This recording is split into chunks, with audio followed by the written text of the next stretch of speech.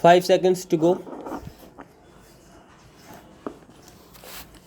Sir, it is usual in all parliamentary systems of government for the president at the opening of a session to address both houses of parliament. It has been criticized as being merely a narration of facts which have happened during the past year. But that is the usual thing, as honorable members know, which happens in most of the parliaments which work under parliamentary systems of government. I am sure that the honorable members are aware that India has always stood for peace and ever since her independence has done what she could to preserve peace in the world. Both in Korea and in Indochina, our efforts led to a ceasefire. And for the first time, with the settlement of the Indochina problem, there was no shooting war anywhere in the world. But now again there are war clouds, especially in the Far East, as has been emphasized by the Prime Minister time and again. Patience and tolerance are necessary to solve the tangle in Formosa. Our government have recognized the Chinese People's Republic as the government of China and have recognized the Chinese claim to the Cairo Declaration. If the Cairo Declaration is to have any value, then it is fairly certain that Formosa is part of China.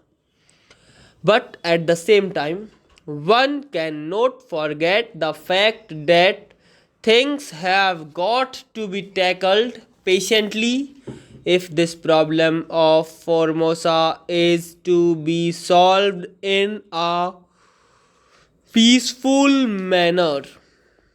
That will take time, and it is towards that end. I am sure that our Prime Minister is working so that there will be no clash in the Far East with regard to the question of Formosa. This has been prominently mentioned in the address of the President. We hope that patience will be exercised by both the sides to solve this question, and there will be no incident which might lead to serious consequences.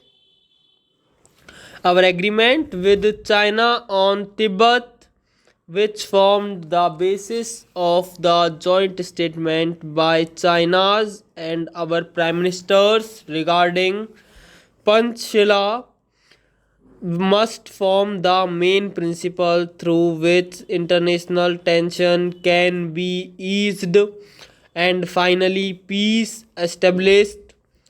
I am glad, sir, that recently the King of Laos has accepted the idea of the five principles put forward in this declaration. It is usual in the present time of atomic age to talk about the dangers of the use of atom for warlike purposes. The question is whether the new instrument in the hands of man is going to be used for the benefit of humanity or for the destruction of humanity and human civilization as we know it today. Both the United States and the Union of Soviet Socialist Republics possess atomic weapons, and the United Kingdom government has now planned to manufacture hydrogen bombs for their security. As the Prime Minister has pointed out time and again, our country is not interested in the production of atomic weapons, but we are immensely interested in the use of atomic energy for peaceful purposes.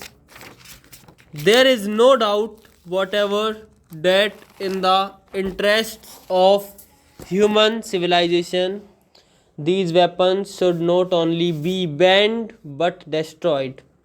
The question is who is going to take the risk?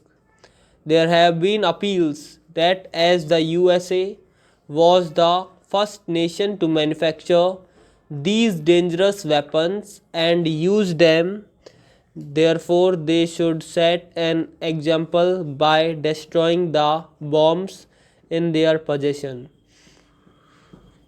Stockpiling of atomic weapons would lead to a dangerous situation, and somebody therefore ought to make a start in the matter of the destruction of these weapons.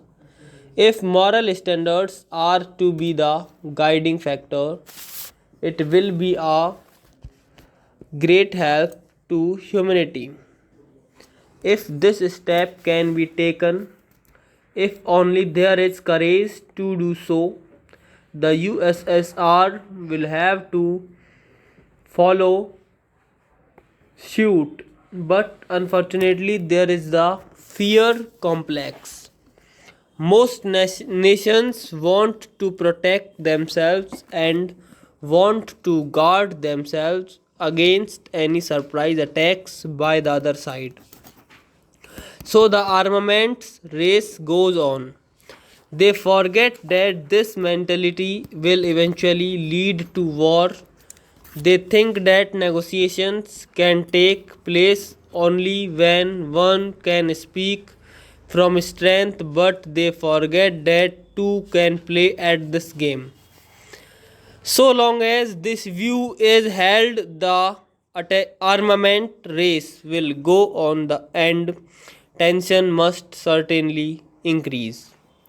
The conference, which meets in London in a few days' time on disarmament, I hope will find a solution. The complete banning of nuclear weapons must be the first step that any conference should strive at, and I hope that under proper international supervision this step will be taken. But connected with this is the question of the reduction of conventional armaments. There must be a realistic approach to this problem. The USSR today possesses so much strength that it should be the first to agree to reduce its land army in the interests of the good relations that should exist between nations. One hopes that it will understand this position and take steps to get this done.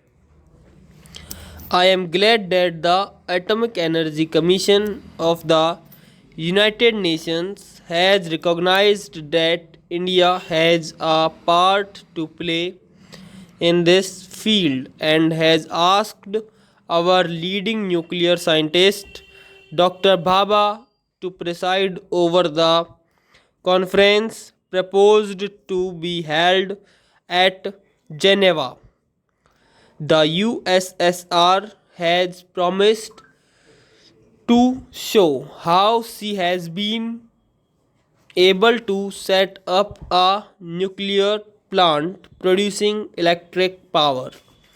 But great steps have been taken in this connection also in the UK, and the recent report on atomic power placed as a white paper before the House of Commons shows that by about 1980 there will be about 12 to 13 stations working in various parts of that country to produce electricity and power for peaceful purposes. This is a great step, and our country will benefit by the steps that are being taken because our intention is to use atomic power for peaceful purposes.